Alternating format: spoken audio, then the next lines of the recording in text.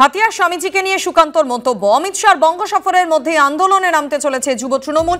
অমিত শাহ সুকান্ত মজুমদারের ক্ষমা চাওয়ার দাবিতে রাজ্য জুড়ে আন্দোলন। মিছিল করে ফুটবল খেলে রাজ্য জুড়ে প্রতিবাদ যুব তৃণমূল কংগ্রেসের।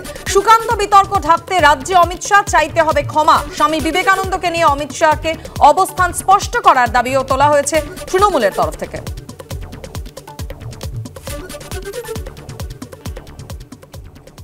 বিজেপি রাজ্য সভাপতি সুকান্ত মজুমদার যেভাবে স্বামী বিবেকানন্দকে অপমান করেছেন এবং বিজেপি যেভাবে প্রতিনিয়ত বিভিন্ন তাদের নেতৃত্বের দ্বারা আমরা বিভিন্ন সময় দেখেছি বাঙালি সংস্কৃতির প্রতি বিজেপির আক্রমণ, তার বিরুদ্ধে তার প্রতিবাদে এবং রিসেন্টলি স্বামী বিবেকানন্দের প্রতি সুকান্ত মজুমদারের যে বক্তব্য তাকে ধিক্কার জানিয়ে নিন্দা জানিয়ে তৃণমূল যুব কংগ্রেস পশ্চিমবঙ্গের প্রত্যেকটা ব্লকে এবং টাউনে ধিক্কার মিছিল বার করবে।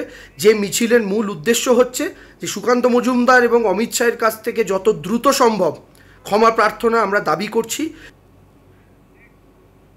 সুকান্ত বাবু যে কথাটা বলেছেন সে কথার মধ্যে স্বামীজিকে আঘাত করা কোনো মানসিকতা বা প্রচেষ্টা দূর অব্দি নেই, কিন্তু এটাকে নিয়ে ওরা পলিটিক্স করছে। ফুটবল খেলুক, কোনো আপত্তি নেই, হ্যাঁ ফুটবল খেলুক, কারণ বাংলার ফুটবলটাও এরা বিসর্জন দিয়ে দিয়েছে।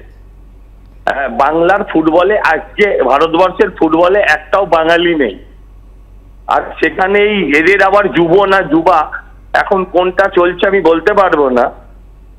তাদের এই ফুটবল খেলার নাটক যথেষ্ট হয়েছে। আমি শুধু বলি মানুষের ভবিষ্যৎ নিয়ে আর খেলবেন না। ছেলেমেয়েরা যারা পাশ করে বসে আছে তাদের চাকরি দিন, যারা মাথা ন্যাড়া করছে তাদের চোখের জল মুছিয়ে চাকরি দিন, তাদের নিয়ে খেলবেন না। টার্গেট লোকসভা ভোটে বাংলায় 35টি আসন। রাজ্যে 10 জনের ইলেকশন ম্যানেজমেন্ট টিম গঠন। শাহ নাড্ডার সঙ্গে থাকবেন 5 কেন্দ্রীয় নেতা। একদিকে যখন নিউ টাউনের হোটেলে বঙ্গ বিজেপি নেতৃত্বের সঙ্গে বৈঠক চলছে, এরপরেও একাধিক কর্মসূচি রয়েছে অমিত শাহ এবং জেপি নাড্ডার। এই গোটা বিষয় নিয়ে বিস্তারিত জানতে সরাসরি কথা বলে নেব। আমাদের সঙ্গে রয়েছেন আমাদের দুই প্রতিনিধি দীপক ঘোষ এবং সৌভিক মজুমদার। আমি শুরুতেই দীপকের কাছে চলে যাব। দীপক, বৈঠক কি এখনো পর্যন্ত চলছে এবং যে ইলেকশন ম্যানেজমেন্ট টিমের কথা আমরা জানতে পারছি সেই বিষয়ও নিয়ে বিস্তারিতভাবে জানাও আমাদের।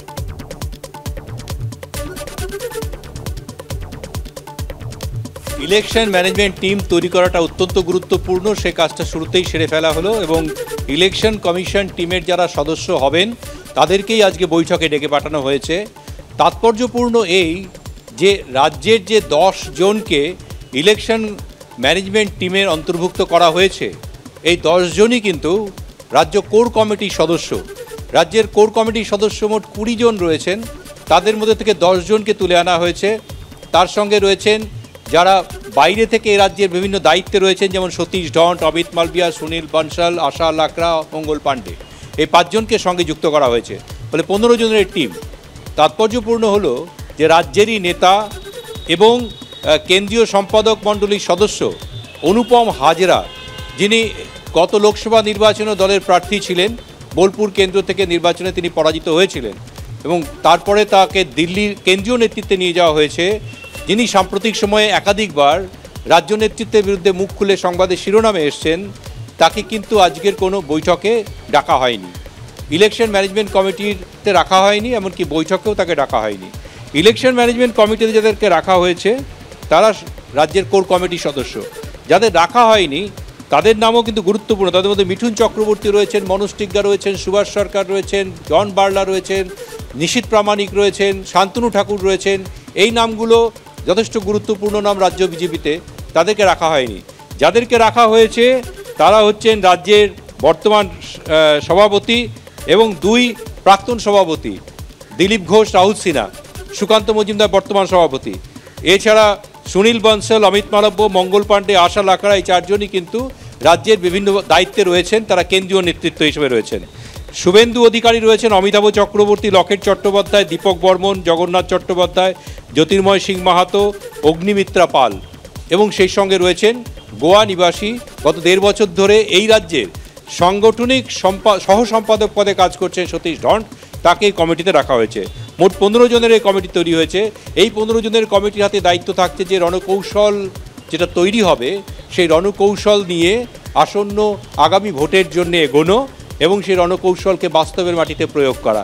আরেকটি বিষয় জানিয়ে রাখি, সেটা হচ্ছে এই যে সংগঠন কি অবস্থায় রয়েছে, সংগঠন কোথায় মজবুত করতে হবে এবং কি কি বিষয়গুলোকে প্রচারের মুখ করতে হবে, কাদেরকে প্রার্থী করতে হবে। যে সমস্ত প্রার্থী গত নির্বাচনে জিতেছিলেন 18 জনের মধ্যে 2 জন দল ছেড়ে দিয়েছেন, 16 জন রয়েছেন, সেই 16 জনের মধ্যে মোট কজনকে আবার টিকিট দেওয়া হবে, কজনকে টিকিট দেওয়া হবে না, নতুন মুখ কাদের দেওয়া হবে, কোন কোন কেন্দ্রগুলোকে একেবারে সবচেয়ে গুরুত্ব দিয়ে লড়া হবে, কোন কোন গুরুত্ব একটু কম দেওয়া হবে, সব বিষয়গুলো নিয়ে আজকে প্রাথমিক আলোচনা হবে। তারপর ধাপে ধাপে এই আলোচনাকে এগিয়ে নিয়ে যাওয়া হবে এবং প্রত্যেকটি বিষয়কে চূড়ান্ত রূপ দেওয়া হবে।